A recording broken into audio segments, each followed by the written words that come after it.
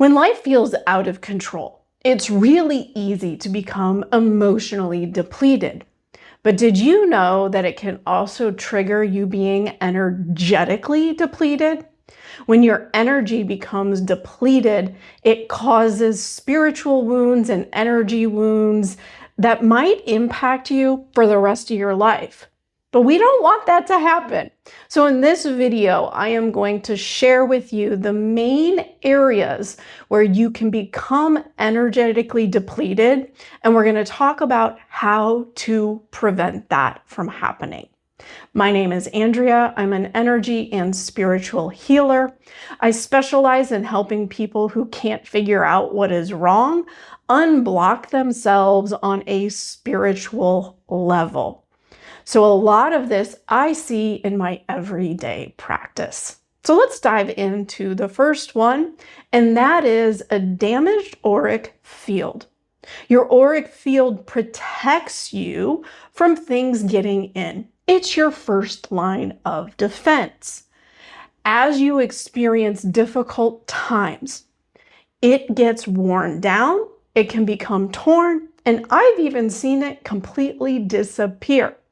The problem with this is when that auric field is damaged, you pick up more of everybody else's energy, and it is easier for spiritual issues to attach to you, such as a possessing being.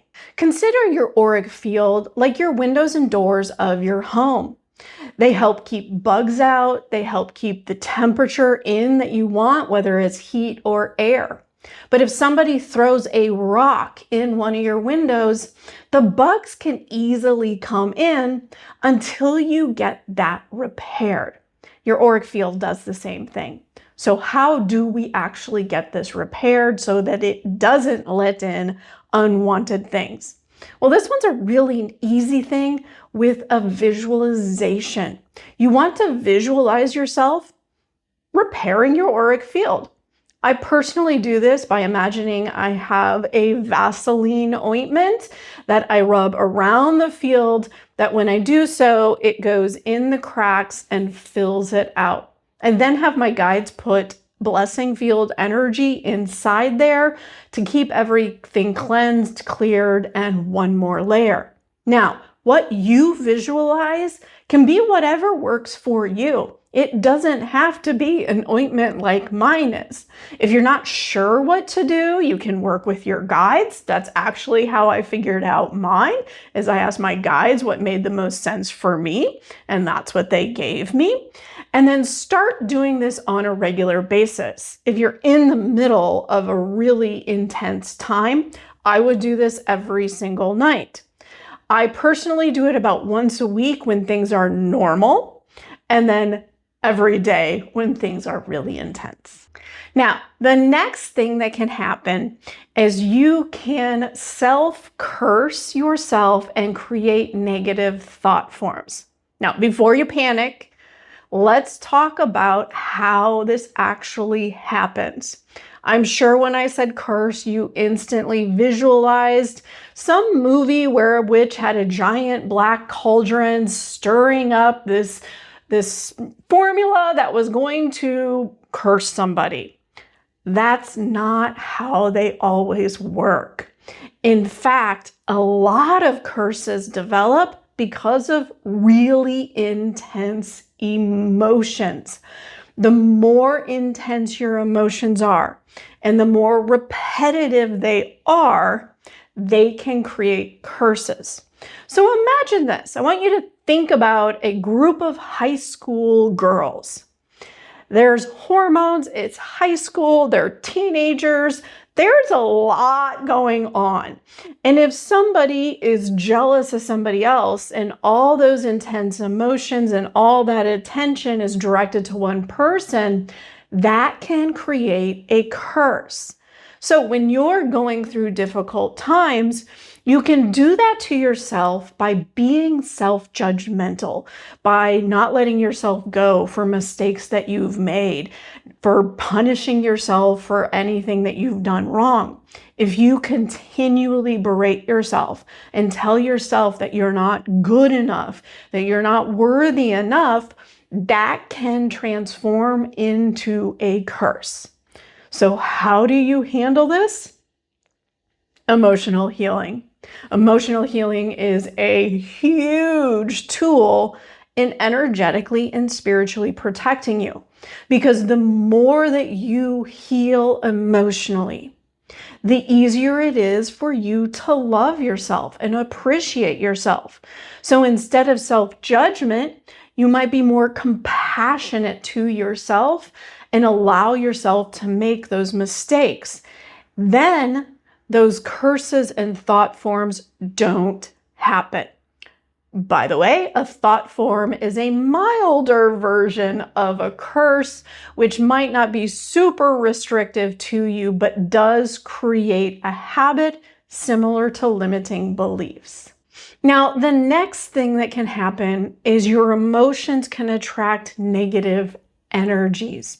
So there's a couple ways that this can happen. It can literally attract other negative people to you. You energetically put out a vibe, and what comes to you is exactly who and what you are in the moment. At the same time, you can attract in negative possessing beings. So let's talk about what this is. Let's say somebody passes away and does not cross over, and they're out wandering. And now let's say that this person who passed away was an alcoholic in their lifetime, and they're filled with judgment. In order for them to still have energy and keep moving forward, eventually they need to take energy from somewhere else, which is where they attach to another being. In the meantime, while they're looking for that energy source, they go to what feels comfortable for them. So in our example, this being might go to a bar. Now, let's say you're in a really negative state of mind. Your friends decide they want to take you out to cheer you up. You go to this same bar. That being sees your negative energy, likes it because it's similar to his, and attaches to you. You now have a possessing being to deal with on top of everything else that is going on in your life. And this creates even more problems because you start to pick up their traits too. So you may start drinking more, or maybe they had a habit of really bad relationships, so you start burning bridges.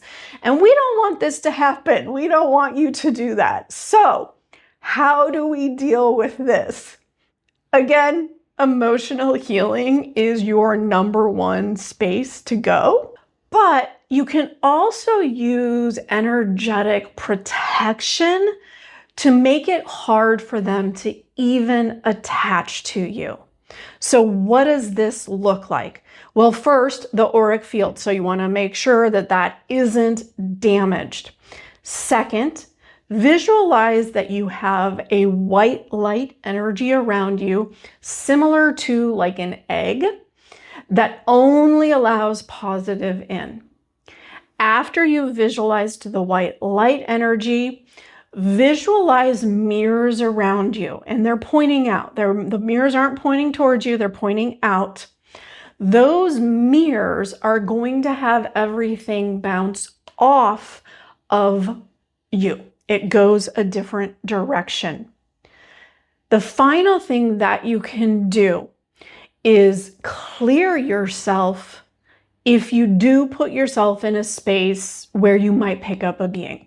So bars and hospitals tend to have a lot of beings hanging out. So if you do go out to the bar with your friends, when you get home, make sure you energetically clear yourself. The easiest way to do this is to have your guides help you out.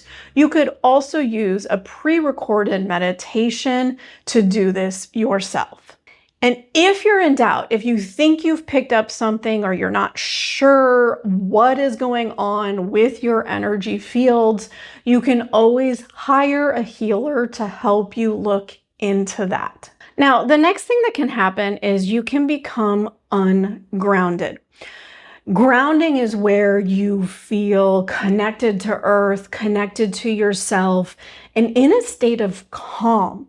But when you're going through difficult times, you might be skipping your self-care.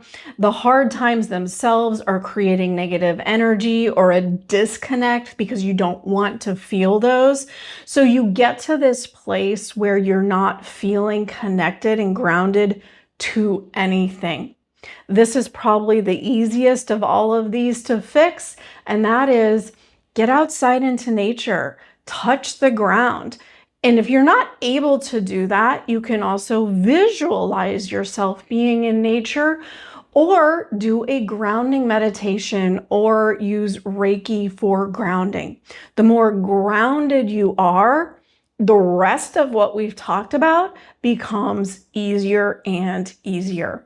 On this channel, I have Reiki for grounding and I have some meditations for grounding also.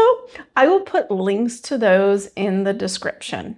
Now, the final thing that can happen is you can trigger somebody else to send you enough negative emotional energy that a curse is created. So just like you can curse yourself, if you're going through a hard time that involves somebody else, like a divorce, they can also do the same thing to you.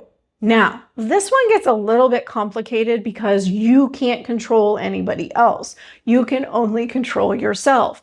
You can't dictate how much they're going to be obsessed with you. You can't determine how they're going to react to what you request. With that said, you can control how and when you show up and how you ask for your needs to be met. I personally recommend the 4 agreements for this. It is a great roadmap to better help you in any relationship. It can help you not freak out. It can help you present things in a better fashion. At the bare minimum, it helps you show up as your best self in that moment. So while you might have something unpleasant to say to somebody else, if you do it with loving kindness and honoring the 4 agreements, then you have done your part in creating a safer space for both of you. Now, again, you can't control what they're going to do, but if you control how you show up, that changes everything. In addition to using the 4 agreements to help you communicate, I would also highly recommend before you interact with somebody and you have super intense emotions, take a minute to process.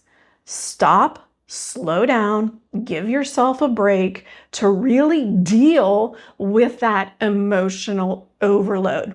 If you can give yourself a timeout and regroup before you say anything, and then you use the 4 agreements to say what you need to say, you are less likely to trigger a fight or negative thoughts or energy coming your direction.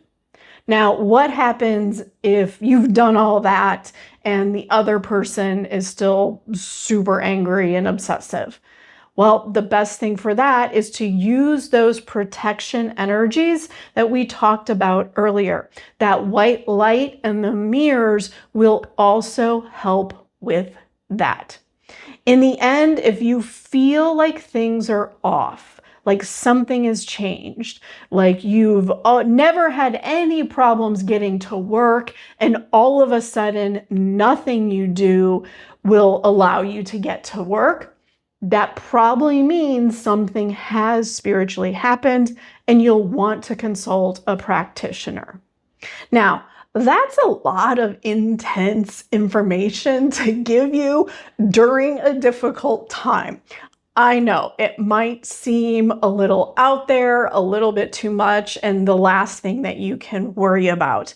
So instead of you having to panic about how to do any of this stuff, I have created a list of resources that I've already created that are free, either here on YouTube or on my website, that you can use for this. It is part of the article version of this video on my website.